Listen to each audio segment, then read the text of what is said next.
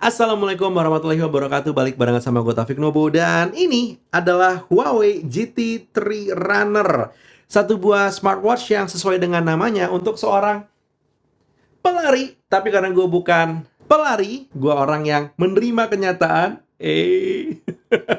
Gue akan coba omongin satu buah jam yang katanya untuk runner ini dari sudut pandang seorang non-runner. By the way, sebelumnya gue harus bilang selamat datang buat lo yang mungkin baru pertama kali melihat gue. Halo, salam kenal, nama gue Taufik Nobo. Dan terbiasa memang gue tuh membahas teknologi, membahas lifestyle yang berhubungan dengan teknologi, dan juga membahas pemikiran-pemikiran yang diawali dari dunia teknologi. Seperti mungkin video ini ya, membahas lifestyle tech, yaitu satu buah smartwatch Huawei GT3 Runner. Dan gue akan mengamini kalau emang si Huawei GT3 Runner ini secara fitur-fiturnya, spesifikasinya, dan segala macamnya itu runner banget. Membaca spec sheets dan juga membaca beberapa fitur, dia akan secara teori bisa membantu lo banget ya kalau emang misalnya lo seorang pelari.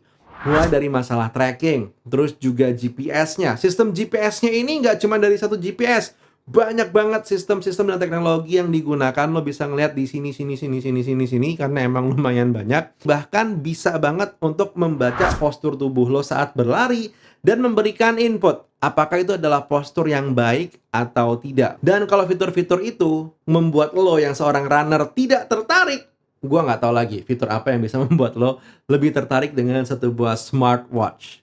Tulis di kolom komentar, karena gue penasaran pengen tahu. By the way, karena tadi gue bilang ya, gue bukan seorang runner, jadi gue pengen cerita aja 3 hal yang membuat gue sebenarnya berat hati sekali untuk mengembalikan smartwatch ini ke Huawei Indonesia. Iya, jadi smartwatch ini gue cuma dipinjemin aja dan harus gue balikin. Tapi seperti biasa ya, video-video seperti ini opini gue tidak dibeli, gue tidak dibayar, jadi gue akan ngomong berdasarkan sudut pandang penggunaan gue aja. Yang gue suka dari si GT3 Runner ini, yang pertama itu adalah sesimpel masalah looknya.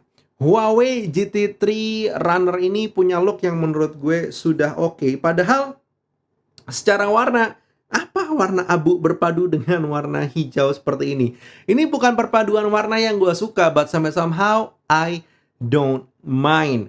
Dan nggak berhenti di sana, kalau lo coba bisa ngelihat sedikit detail bagian desainnya seperti di bagian home button yang ada di sini gitu ya.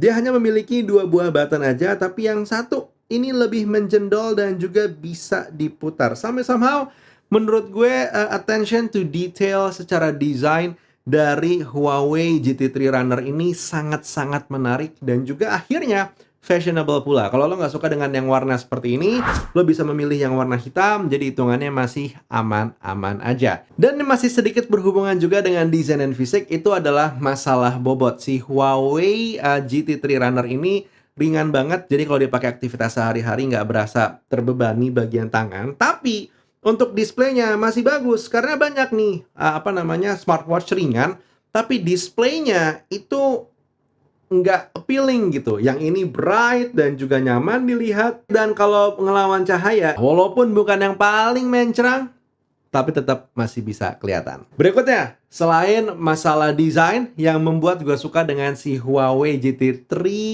Runner ini adalah masalah baterainya. Pertama kali gue megang si GT3 Runner ini ada di angka 97%. 3 hari kemudian gue pakai terus-terusan, dia sambil juga memonitor detak jantung dan segala macamnya. Itu sisa baterainya ada di angka 80%-an. 83 kalau gue nggak salah. Jadi hitungan baterainya memang cukup hemat dan ngecharge-nya pun menurut gue pribadi cukup cepat. Dan alasan terakhir kenapa gue menikmati penggunaan si GT3 Runner ini itu adalah di bagian olahraga saat gue berenang. Ya gue tahu gue bukan satu orang yang emang doyan olahraga banget-bangetan ya. Sesekali ada bagian nyemplung pas berenang. Dan di saat gue mencoba hal ini gitu ya, dia kan ada lubang speaker nih di sebelah sini ya.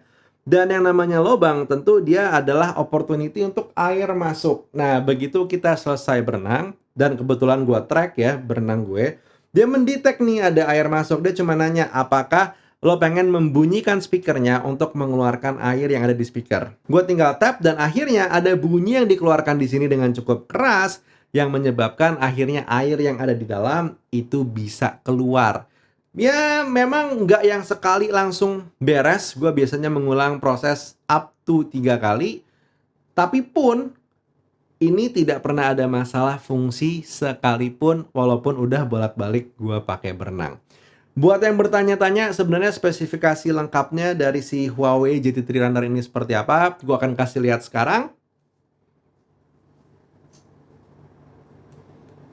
Dan dengan itu selesai video pembahasan gue tentang si Huawei GT3 Runner ini. Satu buah smartwatch yang menurut gue menarik dengan look yang juga udah oke. I know it's not the cheapest, but also at the same time, it's not the most expensive. Jadi ya dinikmati aja. Kalau lagi ada uangnya sok monggo dibeli. Kalau masih kurang monggo ditabung. Kalau nggak tertarik, masih ada smartwatch lainnya yang masih bisa lo beli dengan harga yang lebih terjangkau.